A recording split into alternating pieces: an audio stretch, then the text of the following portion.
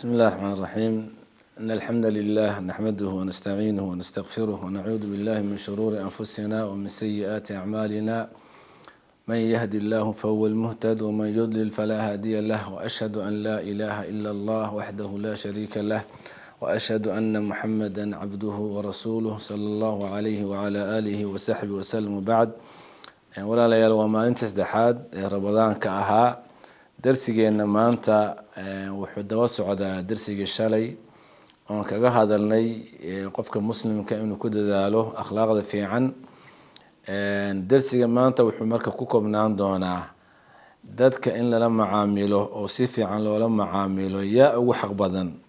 yaase ugu mudan in si fiican looga warhayo oo loola macaamilo. su-aashaana nabiga calayhi salaatu wasalaam baa ka jawaabay, oo nabiga waxaa la weydiiyey sala allahu calayhi wasalam, saxaabada weydiiyeen, man axaqu nnaasa bixusni saxaabatii, rasuulkii ilaahayow yaa ugu xaq leh ama yaa ugu mudan in aan la saaxiibo si fiican ula macaamilo. nabigu wuxuu yihi calayhi salaatu wasalaam, qofka ugu mudan ee ugu xaqa leh in si fiican loola macaamilo oo wax walba wanaaga loo gudbiyo, wax walba xumaana laga ilaaliyo, waa hooyada. nabiga waxaa la weydiiyey calayhi salaatu wasalaam, yaa ku xiga? nabigu wuxuu yihi hooyadaa ku xigta mar labaadki. mar saddexaad baa nabiga waxaa lagu celiyay yaa ku xiga calayhi salaatu wasalaam. nabigu wuxuu yihi hooyadaa ku xigta sala allahu calayhi wasalam. mar afraadki nabigu wuxuu dhahay aabaha ku xiga. meesha waxaan ka fahmaynaa walaalayaal, mowduucan kaga hadli doonaa waalidka oo baari loo noqdo, oo wanaag loo sameeyo, oo ixsaan loo sameeyo, oo si fiican loola macaamilo iyo diinteenu meesha ay dhigtay. in badan waynu maqalnaa waalidka in baari loo noqdo, laakiin waxaa laga yaabaa xadka iyo meesha diinteenu gaarsiisay inay aada iyo aada u yar tahay qof waalidkii meesha gaarsiiyey. marka darsigeena maanta iyo hadduu dhammaan waayo ka berri intaba waxaan kaga hadli doonaa waalidka baarinimadiisa iyo qeybihiisa. waalidka oo baari loo noqdo walaalayaal, oo wanaag loo sameeyo, waxaa inaga filan ilaahay markuu qur-aanka ka hadlayay waxa ugu horeeya ee dadka u amray waa towxiidka iyo isaga in la caabudo. wuxuu markiiba ilaahay daba dhigay waalidka baari in loo noqdo. waqadaa rabuka anlaa tacbuduu ilaa iyaahu wabilwaalidayni ixsaana. ilaahay wuxuu amray in keligii la caabudo, waalidkana wanaag loo sameeyo. marka darajada waalidka wanaagga loo sameeyo ay taagan tahay, waxay ka muuqanaysaa meesha alle subxaanahu watacaala u dhigay. waalidka oo wanaag loo sameeyana cidda ka faa'iideysa waa qofka waalidka baari u noqda. oo nabiga sala allahu calayhi wasalam wuxuu inoo sheegay dariiqa ugu dhow ee jannada lagu galo inuu yahay waalidka baari loo noqdo. xadiiskii saxiix muslim bukhaari ku sugnaa, nabiga waxaa la weydiiyey calayhi salaam, ayu lacmaali aqrabu ila aljanna, rasuulka ilaahayow acmaasheebaa ugu wanaagsan oo jannada kuu dhoweynaysa? nabigu wuxuu dhahay salaada waqtigeeda la tukado calayhi salaatu wasalaam. kabacdina waxaa la yidhi maxaa ku xiga? nabigu wuxuu yihi biri waalideyn, waalidkoo baari loo noqdo oo wax walba wanaagay jecel yihiin loo sameeyo, wax walba xumaan yihiin laga ilaaliyo. marka waa asbaabta iyo wadada sahasha in qofka jannada uu galo. walaalayaal, waalidka oo baari loo noqdo waxay sidoo kale sabab u tahay ilaahay oo raalli kaa noqdo subxaanahu watacaala. oo nabigu wuxuu leeyahay calayhi salaatu wasalaam, rida allah fi rida alwaalid, ilaahay inuu raalli kaa noqdo waxay ku timaadaa waalidka oo raalli kaa noqda. ilaahay inuu kuwa cadhoodana waxay ku timaadaa waalidka oo kaa cadhooda. xadiiskan wuxuu tilmaamayaa walaalayaal, qofka muslimka ah si kastoo cibaado iyo khayr iyo diin u badan yahay, haddaan waalidkii raalli ka ahayn ilaahay raalli kaa noqon maayo. haddii waalidkaa kuwa cadhaysan yahan ilaahay uu kuwa cadhaysan yahay subxaana watacaala. bal waxaa ka mid ah fawaa-idda ay leedahay waalidka oo baari loo noqdo, in qofka cimrigiisa alle subxaana watacaala u barakeeyo, u siyaadiyo, risqigan alle uu barakeeyo. oo nabigu wuxuu leeyahay calayhi salaatu wasalaam, man sarahu an yamudda lahu cumrahu, qofkii ku farxay ay farax gelinayso in cumrigiisa loo dheereeyo, risqigiisana loo siyaadiyo, falyabura waaliday, labadiisa waalid baari ha u noqdo, walyasil raximah, تلك إيه قرابة حليلي حديث كان النبي صلى الله عليه وسلم قفك أي دبي عدس وتهي إنه بار ونقض والد كي قرابة حريريو إنه يكمل تهي وحيالها عمرنا ديرية أرساقنا بركية وعمرك ديرينتي سوحي ليه علماء وقت جيب الله بركين إياه وأنت يرى النولي هاي باوناك يا خير فربنا لوافتين إياه سيدي السوق مضدر أو نولو كله أما ما هن وحي ليهين أجش ملايكته أكتهي بالكردين يا إله أكتي سمال بيكو قرن تأسيس لما كردي لما نبدله لكن أنت ملايكته أكتها بكر لوجا قاضية مرك قفك الدنيا إن عمر الدار وياشو وهدون ولا عمر يسمعه بركة سن ونقضه أما دنا عكل الدنيا إن أرساق الله بركايو والدك بارها ونقضه والدك أبار الله نقضه ولا الله يلو حكم تهاي وحيالها الدرجات اللي وقالوا وحاول لي هي عبد الله بن عباس إني لا أعلم عملا أقرب إلى الله من بر الوالدة ما قارنا يو عباده يا عمل قفك وسمايو وإلهي أقدم وشبدا هو يضع بار الله نقضه يعني وحسش تلماما يا ابن عباس وفقيه صحابة أها إن والدك قارهان هو يضع بار الله نقضه إن أي تهي أعماش وين إله لو قدوادو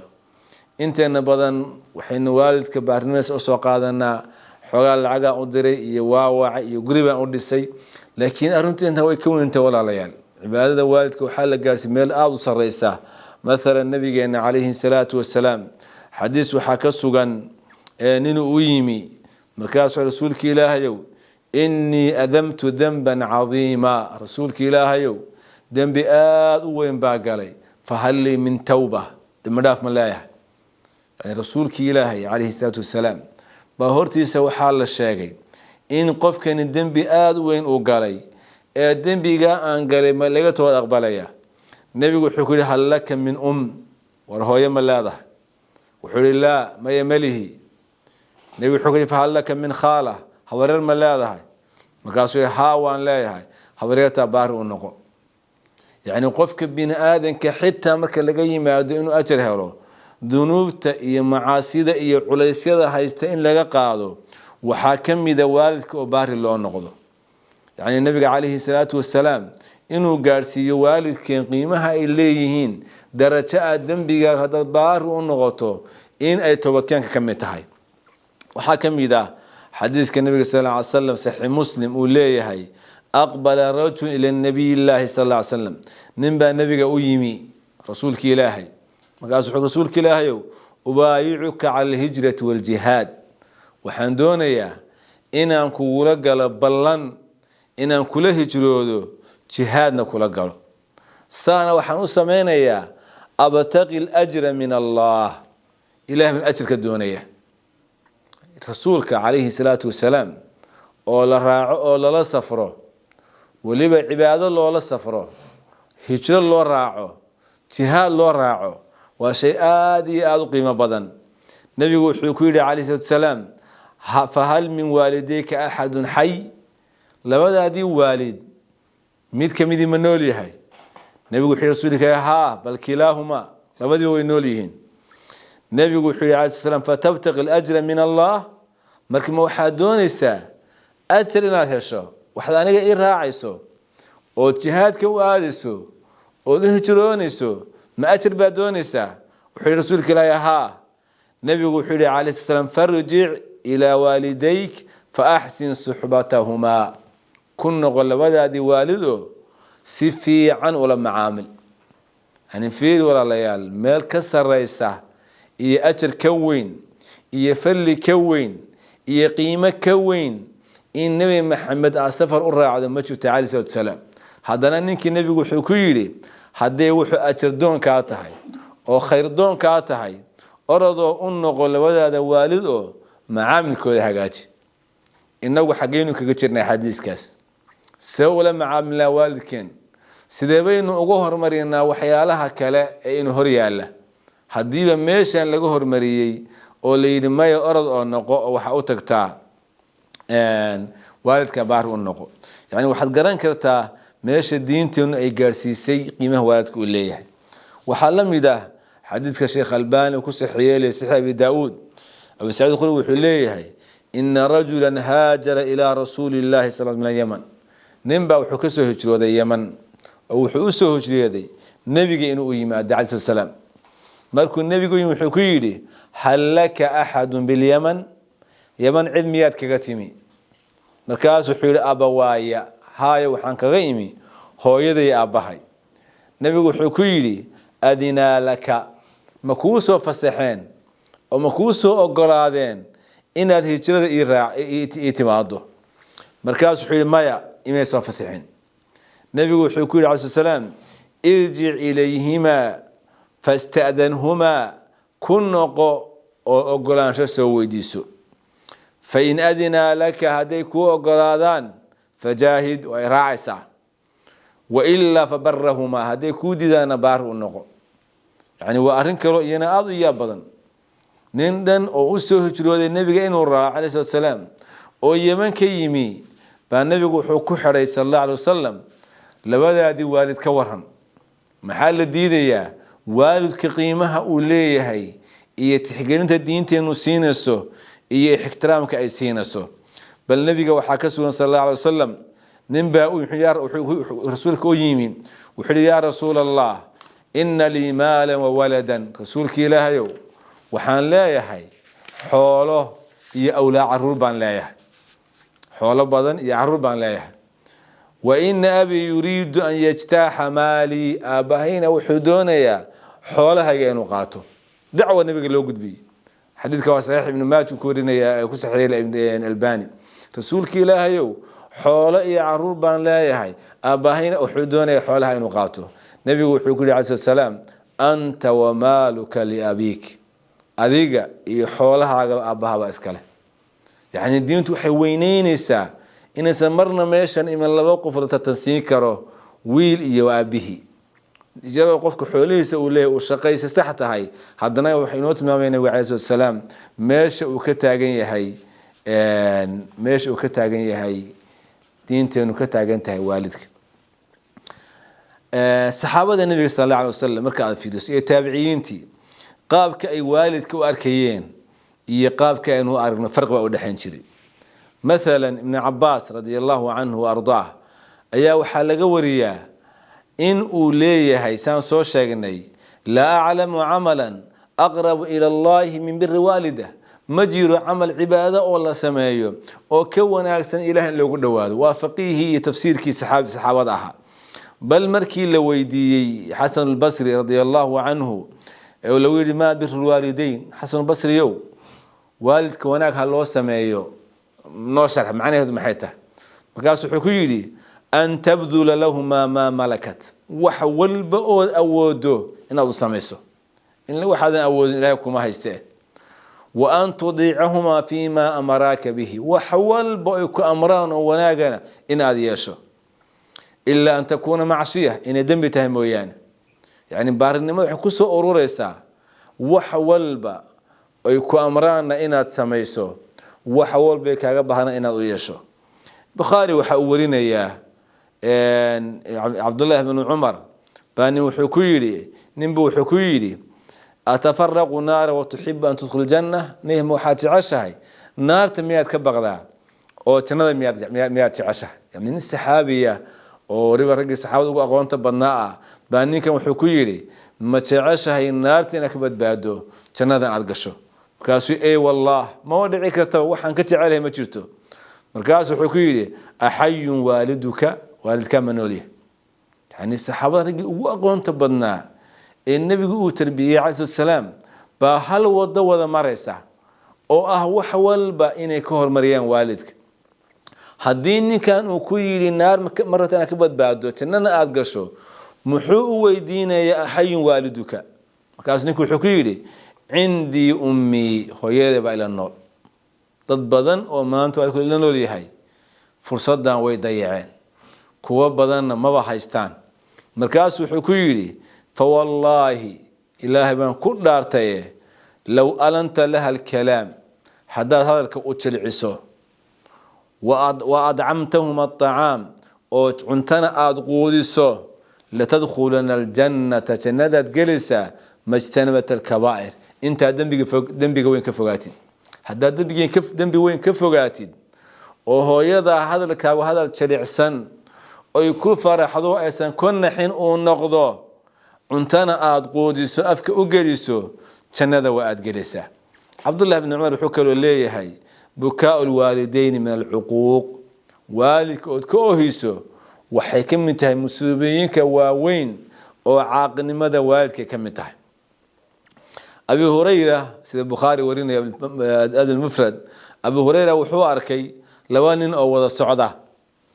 markaas wuxuu ku yiri midkood ma hada minka ninkan maxay soo tihiin oo socotaan markaas wuxuu ku yiri abi wa abahay laba nin oo siman oo wada socdo arkay marka mid wuxuu ku yiri ninkan maxay soo tihiin marka abahay wuxuu hadu abahay yahay la tusammihi bi ismihi magaciisa uu yeedhi waxaan ahayn hadhihin magaciisa uu yeedhi waa ta koowaad wala tamshi amama hortiisana ha socona ka dambe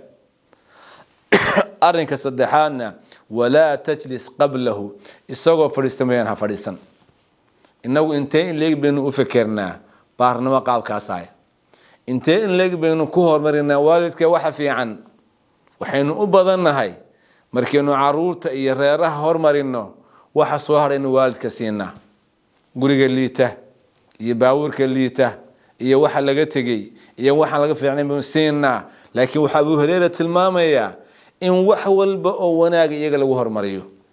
bal iska wixii caadiga ahaa xitaa hadii la wada socdo ay ka muuqato baarnimadii hadii la fadhiisanayo ay ka muuqato baarnimadii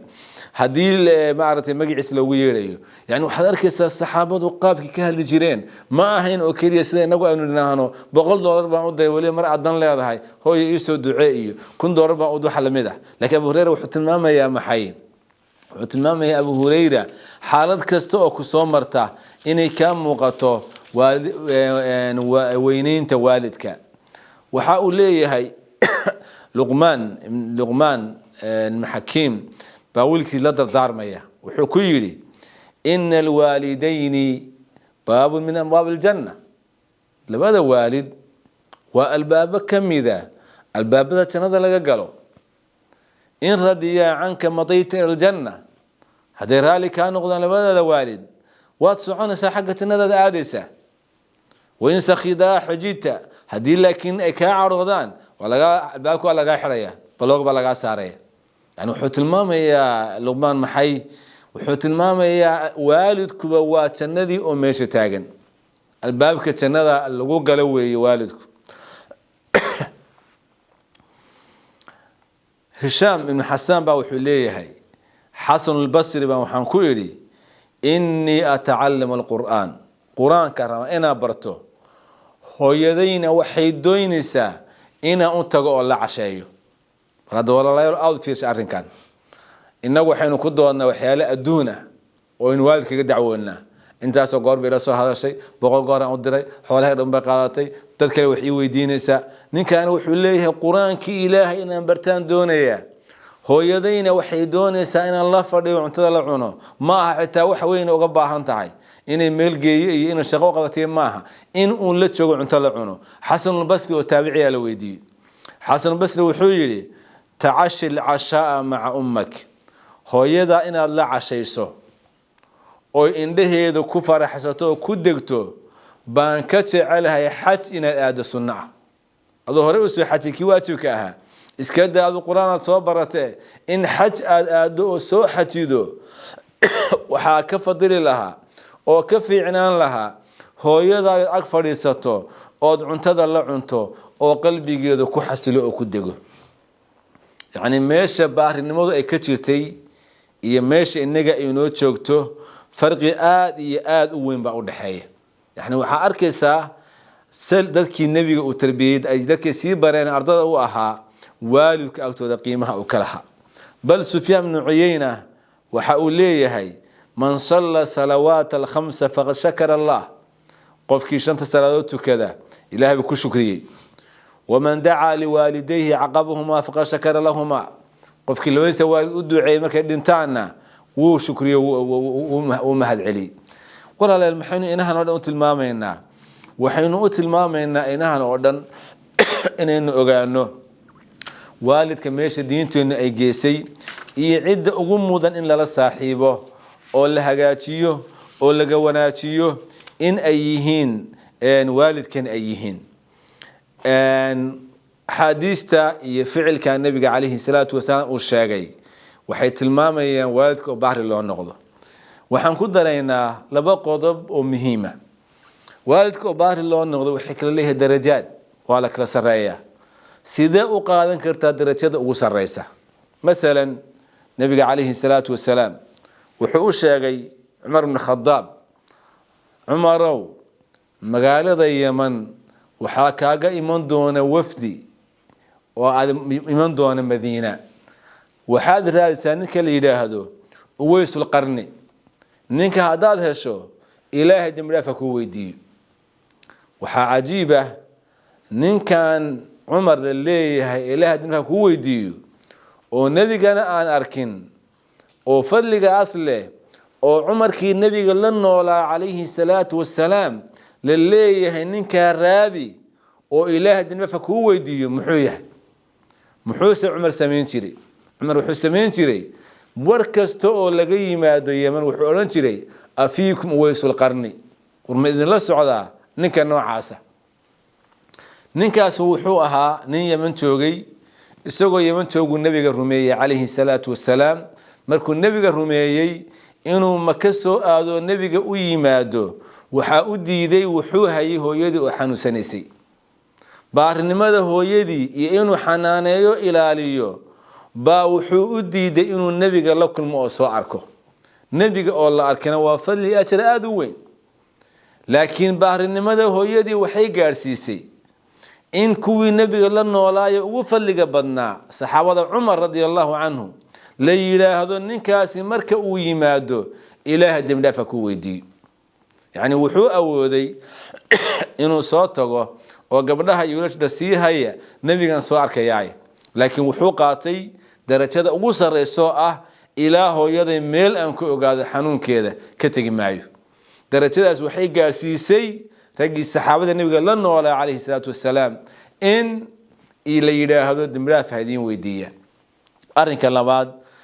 wuxuu nabigu ka sheekay kaleeyhi salaatu wassalaam saddex nin oo safar aaday oo safarkii aadeen god galay kuna islahay godka afkiisa dhagax kaga dumay markii dhagaxii ku dumay baa waxa la yiri qof walba ilaahay waxaad ku baridaa amalka kuugu fiican aad isleedahay ilaahay ka aqbal dadna waxa kamid ah dadkii ilaahay bariyay nin yiri ilaahayow markaan gurigeyga tago oo habeenkii xoolaha aan soo xoreeyo oo caanaha liso waxaan ku bilaabi jiray hooyada iyo aabahay ilaa iyagu ay cabaan ma aana siin jirin caruurteeda iyo xaaskeyga caadadeydu waxay ahayd markaan caanaha soo liso inaan hooyada iyo aabahay siiyo markay iyagu cabaan caruurta xaaska aan siiyo safarkiiba igu fogaaday marmarka kamida waan soo daahay waxaan imi hooyada iyo aabahay oo seexday sidii caadadu ii ahaydna caanaha inaan cid ka hormariyo ma aana jeclayn inaan iyagii kiciyo hurdada ka kiciyo waan ka xishooday inaan caanihii ku hormariyo caruurteeda iyo xaaskeyga waan ka xishooday ilaahay intaan caanihii lisay baan la kor istaagay iyagoo hurda ilaa ay ka toosaan markay tooseen baan caanihii siiyay ilaahay wadan daraada u sameey dhagaxa naga feed dhagixii waa la feeday marka yani ninkani wuxuu awooday in badan waalidka baar uu soo ahaa laakiin maalintan waxba ku dhacay wuxuu awooday inuu yiraahdo hooyay aabo iga hor seexdeen maanta caanaha caruurta cabaan iyo xaaska cabaan wuxuu maya waxaan qaadanayaa go'aankaygii ahaa inaan hooyaday aabahay cidna aan ka hormarin ka saddexaad wuxuu Abdullah ibn Umar radiyallahu anhu waxa laga wariyaa isagoo meel maraya waxa uu yimid reer baadiye ah markaas ay iswareysteen markuu wareystay wuxuu siiyay go shaaro aad u qurux badnaa cimaamad iyo dameer u lahaa markaas waxa lagu yiri Abdullah ibn Umar ninkan waa reer baadiye waxa kaaga fiilan kiila sokor inaad siiso maxaad wixii kuugu qaalisana u siinaysaa oo dameerkaagi dameerku markaa wuxuu u dhigmaadee baawurtan maanta in wadanay magacada caanka aliba u dhigmay baawur aad qaali u dhigmay isaga lagu socon jiray oo baawur aha iyo go'ii ugu qaalisana wuxuu waxaan u siiyay markaa ninkan iswaraysanay wuxuu ii sheegay aabihii iyo aabahay Cumar inay saaxiib ahaayeen nabiguna wuxuu yiri calayhi salaatu wasalaam waalidku marka uu dhinto waxa ugu fiican ee baari loo noqdo waxa kamida inaad xiriiriso cidii asxaabta ahaayeen yani Cumar Abdullah Cumar wuu awooday inuu kiila sonkara siiyo laakiin wuxuu qaatay darajada u sareysa inaga walaalayaal darajada ma qaadana caruurteena iyo guryaheena iyo xaasaskeena iyo danaheena ma ka hormarinaa waalidkeen intee qiimo intee leegbi inoo joogaan mise wixii caruurta ka soo haro oo odayga ka soo haro ama gabadha ka soo hara ba waalidka la siiya waxaad arkaysaa baarinimada qaabkeen u naqaano iyo qaabkii ahaayeen in aad u kala duwanaayeen haddaynu wax siina waalidka waxa laga tagay inuu siinaa baawurka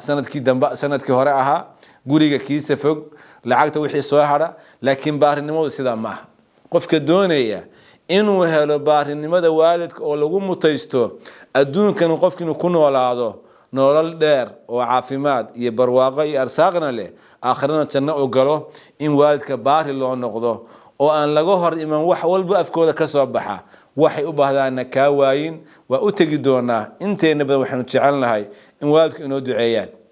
laakiin su'aashu waxay tahay ma mutaysana waalidka ducadiisa markaan dan leenahay hooyo ii soo ducee duco lama dhaho taas duco waxaa la yiraahdaa inta ay raali ka noqotay oo wax walba rabtay ka heshay inay iyadu ku soo wacdo ku tiraahdo habeenkii ilaa aan ku duceeyay ma seexdo marka habeen barkii la gaaro salaada subax ka hor baan habeen kasta ku duceeya waa inay ku tiraahdaa adoon ogeyn iyadoon ogeyn inta lacag u dirto oo haddana u dirto oo hooyo uma baahnay maxaa igu soo dirtay laakiin markay ku soo wacdo hooyada oo baahi ku sheegato de baarinimo ma aha taas baarinimo lama yiraahdo waa danaysi laakiin waxaa la rabaa baarinimada inay ka timaado qalbiga adoon codsan ducada iyo khayrka ay kugu duceyso bini aadanka qofka muslimka ana haduu caruur u baahdo iyo haduu caruurtu u hagaagayso iyo haduu caafimaad rabo iyo haduu arsaaq rabo iyo haduu deganaansho rabo inta waxay ku jiraan waalidka oo raali ka noqda inaynu ku dadaalno baarinimada waalidkay qaybta dambe waxaynu kaga hadli doonaa berrito insha Allah taala wa sallallahu ala nabiyyina Muhammad wa ala alihi wa sahbihi wa sallam